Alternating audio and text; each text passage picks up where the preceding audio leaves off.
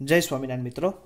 હવે આજે આપણે વાત કરવી છે હાઇડ્રોલિક મીન ડેપ્થ કે જે નેક્સ્ટ લેક્ચરમાં ઓલરેડી ઘણી બધી વખત મેં ચર્ચા કરેલી હતી વખતો વખત, પણ ફરીથી આજે આપણે ચર્ચા કરીએ hydraulic mean depth. Hydraulic mean depth એને આપણે ઓલરેડી નામ આપેલું હતું આર। હવે R is equal to cross sectional area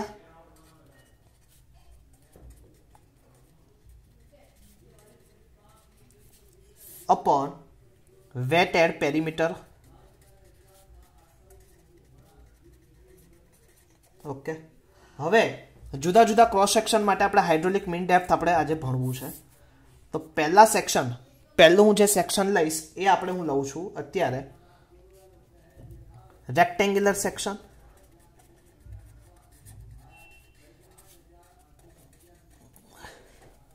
okay, હવે રેક્ટેંગ્યુલર સેક્શનનો એરિયા મિત્રો તમને બધાને ખબર છે। હવે આ રેક્ટેંગ્યુલર સેક્શન છે, હવે એની અંદરથી ફ્લો થતો હશે ડિસ્ચાર્જ ફ્લો। હવે એની જે આપણે વેટેડ પેરીમીટરની વાત કરીએ તો આ શું થાય, એની ડેપ્થ થાય, અને આ શું થાય, ચેનલનો વિડ્થ થાય। તો એનો એરિયા શું થાય, B ઇન્ટુ ડી, અને એનું પેરીમીટર, તો પેરીમીટર તમને બધાને ખબર છે ચોરસનું પેરીમીટર, તો વિડ્થ પ્લસ 2 टाइम डी, तो शू थशे बी प्लस 2d। क्लियर। तो एनु हाइड्रोलिक मीन डेप्थ केटली आवशे मित्रों, तो ए अपॉन पी, खास याद रखजो B into D upon B plus 2 into D. Okay, तो आ शू आवशे आर। तो आ याद रखजो रेक्टेंग्युलर सेक्शन माटे एनी हाइड्रोलिक मीन डेप्थ केटली B into D, B plus 2d। Clear. A is equal to wetted cross sectional area અને P is equal to perimeter of the rectangular channel. Same section ની વાત કરીએ આપણે trapezoidal section.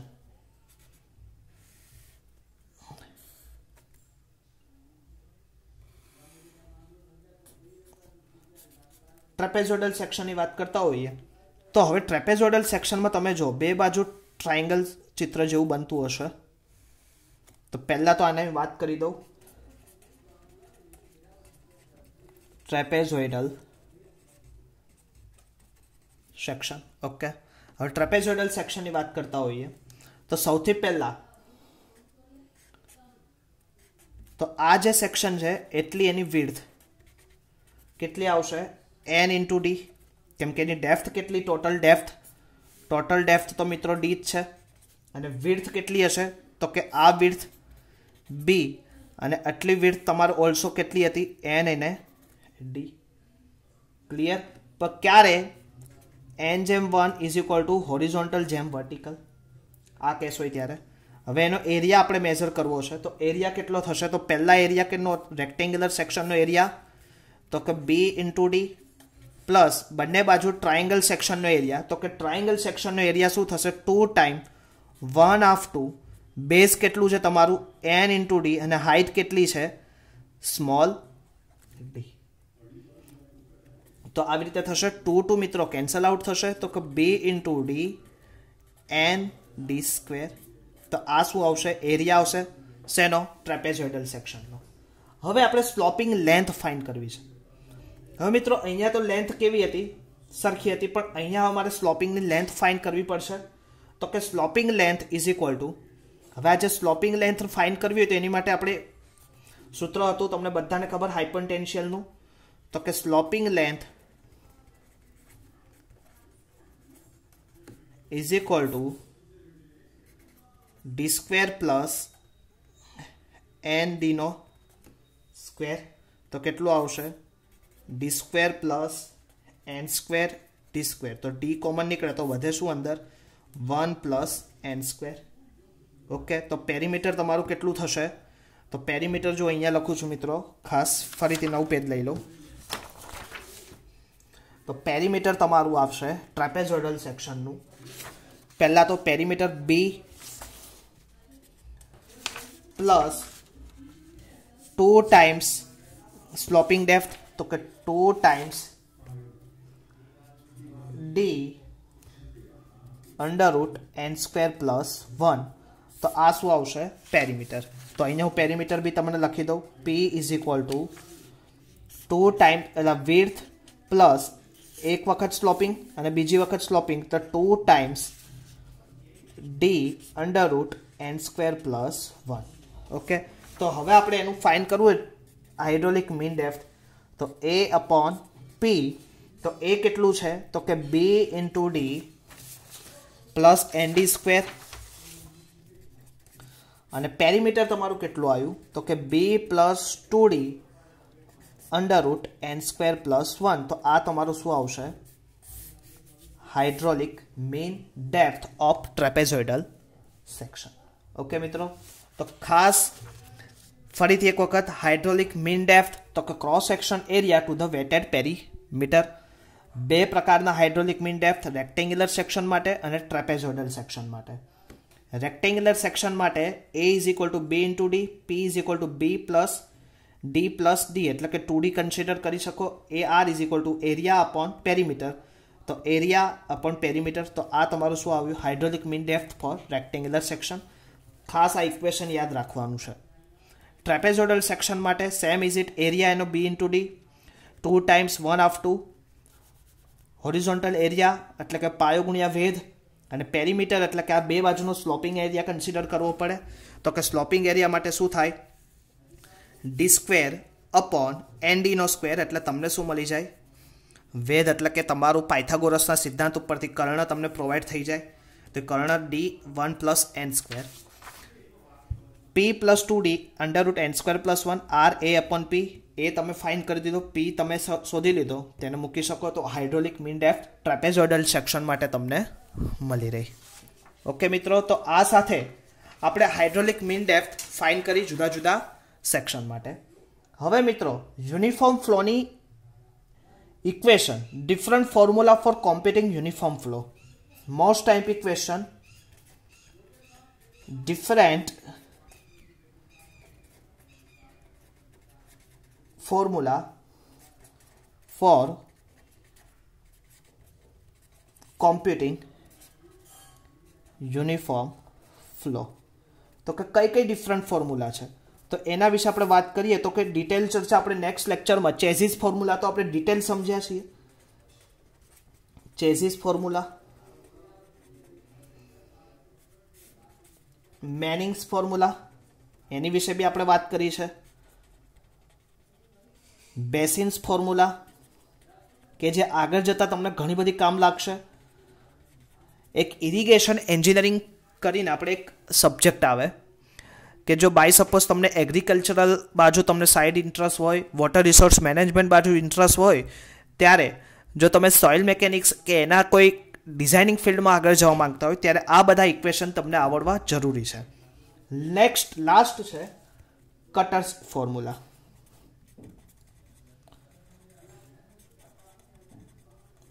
આ બધી formula આપણે વાત કરીએ તો કે ચેઝિસ formula V = C √R × S R = તમને ખબર છે mean depth S = bed slope of channel bed slope of channel okay Q = A × V કરીને તમે એનું વેલોસિટી મેઝર કરી શકો મિનિંગ્સ ફોર્મ્યુલાની વાત કરીએ તો meanings formula C = 1/n r⁻⁴ હવે V = C √R × S હવે એમાં C ની કિંમત 1/n r⁻⁴ r⁻² અને s⁻² કરું તો મને શું મળે 1/n r⁻⁴ + 1/2 તો શું થાય 2/3 s⁻² તો આ મને શું મળે મિનિંગ્સ ફોર્મ્યુલા મળે અને સેમ ઇઝ ઇટ Q/AV કરીને તમે આ મેઝર કરી શકો હવે same is it is basin હવે n છે અહીંયા એક કટર્સ કોન્સ્ટન્ટ કહેવાય કટર્સ કોન્સ્ટન્ટ અથવા તો કોફિશિયન્ટ ઓફ રફનેસ યાદ રાખજો કટર્સ કોન્સ્ટન્ટ અથવા તો કોફિશિયન્ટ ઓફ રફનેસ અથવા તો કટર કોન્સ્ટન્ટ ઓકે તો કે મેનિંગ ફોર્મ્યુલા નેક્સ્ટ આપણે વાત કરીએ બેઝિન ફોર્મ્યુલા. હવે બેઝિન ફોર્મ્યુલાની વાત કરતા હોઈએ ત્યારે ખાસ યાદ રાખવું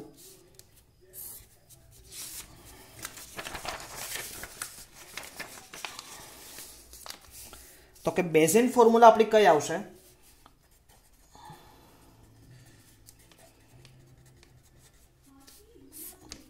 તો કે C is equal to 157.6 upon 1.81 K upon under root R. હવે 157.6 K is equal to Bézier constant. Bézier constant. R is equal to mean depth. Okay. Same is his most type equation. Cutter's formula.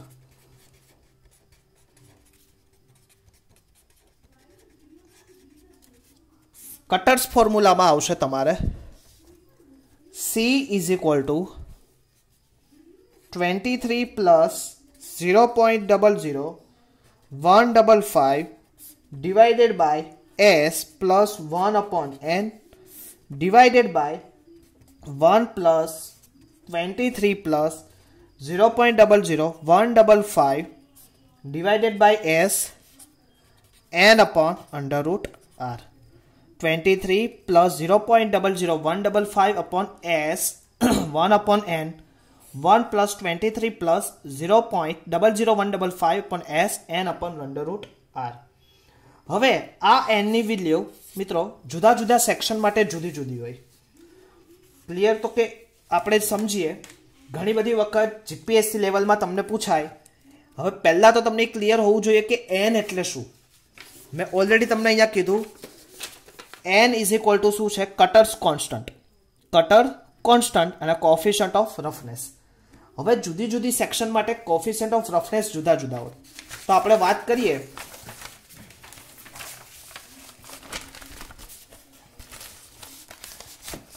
તો કે અહીંયા smooth cement plaster. હવે smooth cement plaster માટે એનું કેટલું આવે? 0.010. Concrete માટે આપણે કેટલું આવે? 0.012.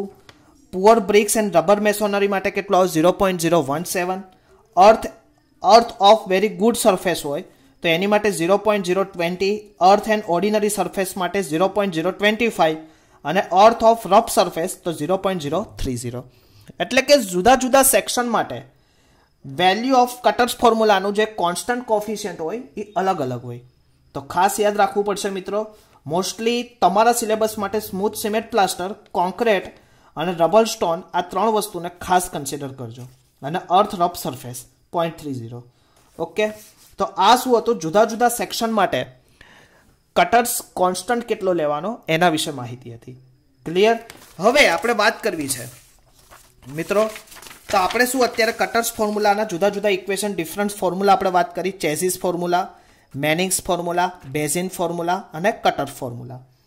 હવે જે મેનિંગનો અચળાંક n છે એ એક તો જે લેયર સરફેસના કોની ઉપર? આ સરફેસ ડિપેન્ડ્સ ઉપર આધાર રાખે. સરફેસ કેવી છે અને મટીરિયલ કયું છે એની ઉપર ડિપેન્ડ્સ કરે. એટલે ઘણી વખત 2 માર્ક્સમાં પૂછાય મેનિંગ્સ ફોર્મ્યુલા ડિપેન્ડ્સ ઓન સરફેસ અને કન્સ્ટ્રક્શન મટીરિયલ ઉપર ડિપેન્ડ્સ કરે છે. ઓકે મિત્રો.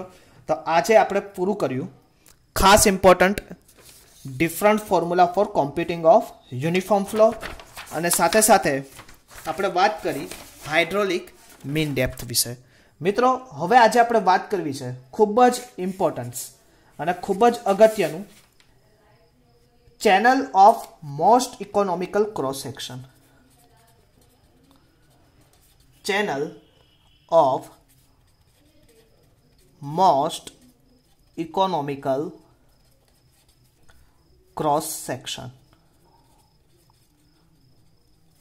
Channel of most economical cross section વિશે આપણે ડિટેલ ચર્ચા કરવી છે. ઓકે. હવે પહેલા તો ઇક્વેશન થાય કે ઇકોનોમિકલ ક્રોસ સેક્શન એટલે શું? એક ક્વેશ્ચન થાય આપણા માઇન્ડમાં કે ઇકોનોમિકલ.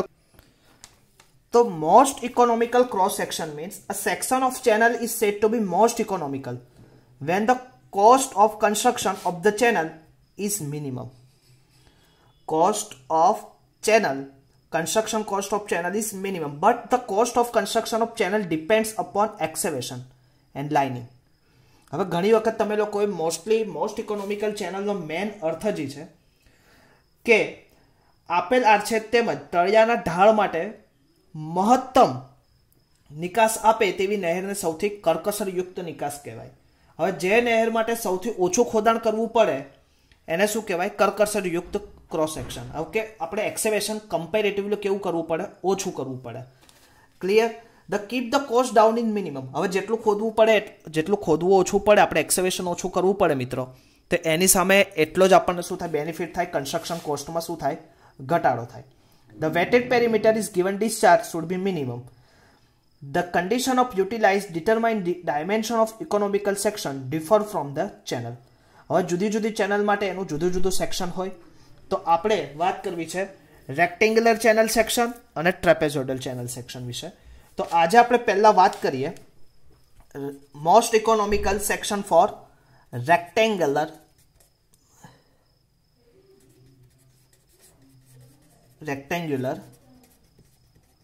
ચેનલ. મિત્રો, તો આજે આપણે વાત કરવી છે રેક્ટેન્ગ્યુલર ચેનલ સેક્શન વિશે. હવે સૌથી પહેલા rectangular channel section flow pass થાય. હવે આ તો ફ્લો કમ્પેરેટિવલી ઘણા બધા સેક્શન માટે આગળ જતો હોય. ઓકે,